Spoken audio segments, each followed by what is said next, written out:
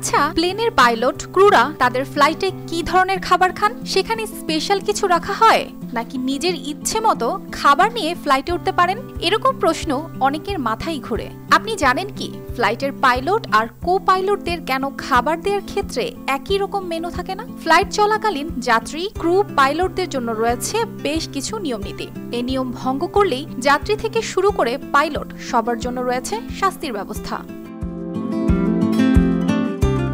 আকাশপথে ভ্রমণে প্রযুক্তির এই বিস্ময়কর আবিষ্কার দূরত্বকে কমিয়ে দিয়েছে বহুগুণ। তবে আকাশপথে সবকিছুর আগে যাত্রীদের নিরাপত্তা নিশ্চিত করা হয়। তাই যারা উড়োজাহাজ রক্ষণাবেক্ষণ বা পরিচালনা করে তাদেরকে থাকতে হয় অনেক বেশি সচেতন। এর মধ্যে অন্যতম হচ্ছে খাবার।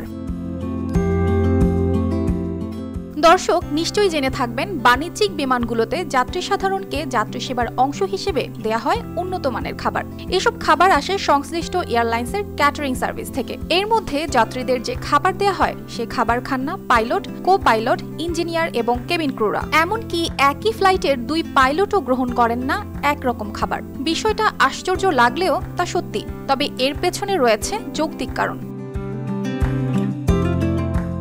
ঘটনা 1982 সালের। বোস্টন থেকে লিসবনগামী একটি বিমানে পুডিং খেয়ে ফুড পয়জনিং এর শিকার হন বিমানটির 10 জন ক্রু, পাইলট, কো পাইলট ও ফ্লাইট প্রকৌশলী সহ সবাই। পরবর্তীতে কোনো উপায় না পেয়ে বিমানটি গন্তব্যস্থল লিসবনে না পৌঁছে বোস্টনেই জরুরি অবতরণ করে। আর এই ঘটনার পরই এয়ারলাইন্সগুলো নিয়ম করে দেয় যে পাইলটদের খাবারের তালিকা হবে ভিন্ন। সে তালিকায় মাছ, মাংস বা পাকস্থলীর জন্য ক্ষতিকর কোনো খাবার সরবরাহ করা যাবে না। এরপর থেকেই প্লেনে পাইলট এবং কো পাইলটদের খাবার ও পানীয়র ক্ষেত্রে বিশেষ যত্ন নেওয়া হয়। নিরাপত্তার জন্যই এমনটি করা হয়ে থাকে।